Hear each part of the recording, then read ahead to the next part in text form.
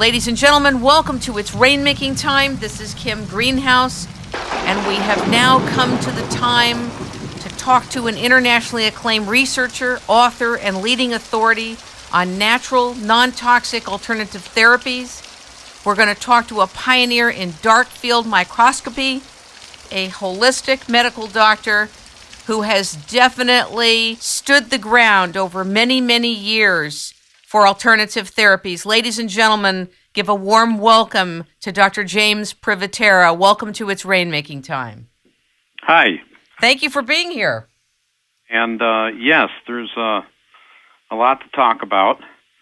I started practicing medicine back in 1967 and noticed that a lot of people were not doing much nutritionally. And so the journals were talking about magnesium and zinc and its use in, for example, magnesium for fatigue and heart problems, and zinc for immunity. And then I noticed there was a product called potassium magnesium aspartate put out by a company called Wyeth, W-Y-E-T-H, but they were going to quit making it because it was only a minor product in their line. Well, it turns out this patient said it gave him a lot of energy, but I said, gee, that's too bad. Yeah, maybe we need to find you a similar product. And I said, I don't know where to do that, though. He says, oh, probably in a health food store. So that was my first entrance into a health food store, which happened to be 1968-9 era. Okay? And so I was an intern, and that was in Seattle, Washington. So that started me on the whole nutrition avenue. And for psychologically, emotionally, spiritually, and philosophically, it was more attractive than drugs. And so it fit my personality a lot better than drug therapy. How long have you been practicing medicine? So actually, I graduated medical school in 1967, so more than 40 years. More than 40 years. Yeah, I'm 68, so there's the numbers. You're very young. Well, thanks. You're a young 68. I'm going to be 69 next month. I played tennis last night, and I believe I take a lot of supplements, as you know, and I believe in all these beautiful supplements. Do you believe, or do you see evidence of what you're taking, or both?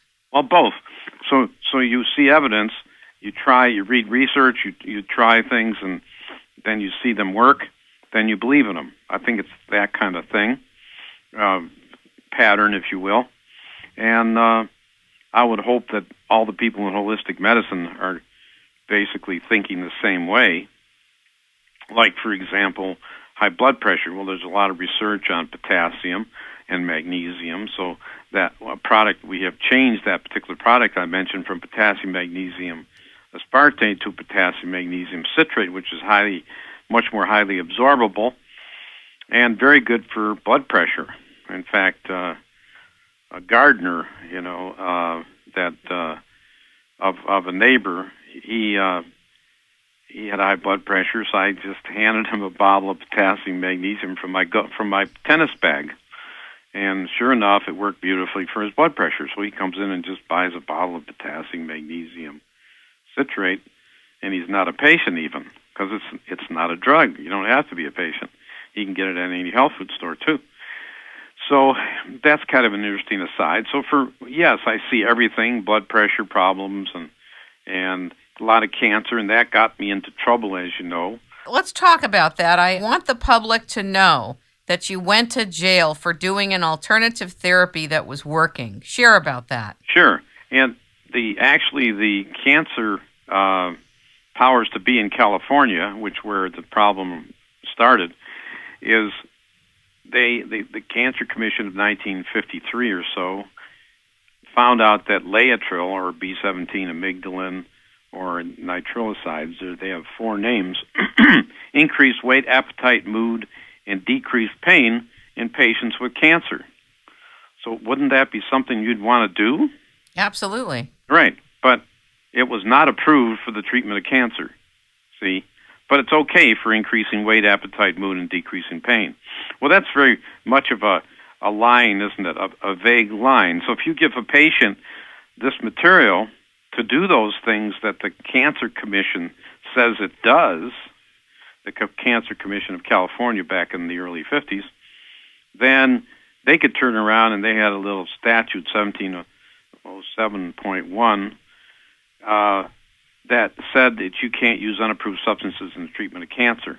And so that was a misdemeanor to use unapproved substances in the treatment of cancer. However, if you conspire with somebody else to commit a misdemeanor in the state of California, then it's a felony.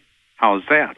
And what does conspiring mean in that context of treating a patient? Well, for example, somebody in the health food store or somebody else who was in the loop, more or less. In other words, I bought injectable Laetrile. Somebody sold it in Mexico to this guy in San Diego who sold it to me. It came from Germany, 2 grams of Chemdolin. So that was a conspiracy, don't you know? See? so conspiring to increase appetite, mood, decrease pain, and right, and so forth. So the increased weight. So the problem is, so after a 4.5-month trial, okay, back in 1975, I was convicted of conspiring to sell Laetrile, which is a misdemeanor, but it's conspiracy, then it's a felony. So then, on appeal, I won, okay? So 2-1 judges appealing the trial verdict. We won, but we lost at the California Supreme Court level. However, Judge Rose Bird ruled in our favor, okay, because she had breast cancer, and she believed in alternative stuff. Isn't this funny? It's wild. It shows you how screwy the world is. So the upshot is, I went to jail for, actually, it was a 6-month sentence, but it turned out to be commuted to 55 days because the governor talked to the judge. Okay? The governor was Brown, and he eventually gave me a pardon. Okay, this is many years ago. This is Jerry Brown we're talking about, who's now trying to run for governor again. So that's the only reason I'm able to practice medicine, because I was convicted of a felony, and I was pardoned, got a full and complete pardon from Jerry Brown. What was it like going to jail? Seriously. Well, jail was, I started off with a little county jail stuff in San Diego, then wound up in building roads in Alpine, which is east of San Diego. And that was like 2 months practically. But as my lawyer at the time, I said, well, if I had to spend 2 months in jail for every 5 years of doing holistic medicine, it'd be worth it. That's extraordinary. Well, thanks, but that's the way I felt, and I still do think it's worth it. And I've had some big medical board problems too. However, never had a hearing because we always proved our case basically before the hearing. So I've never really had a hearing before the medical board. So anyway, that's that chapter. Can you just share with everybody, what is the Hippocratic Oath? Basically says, do no harm.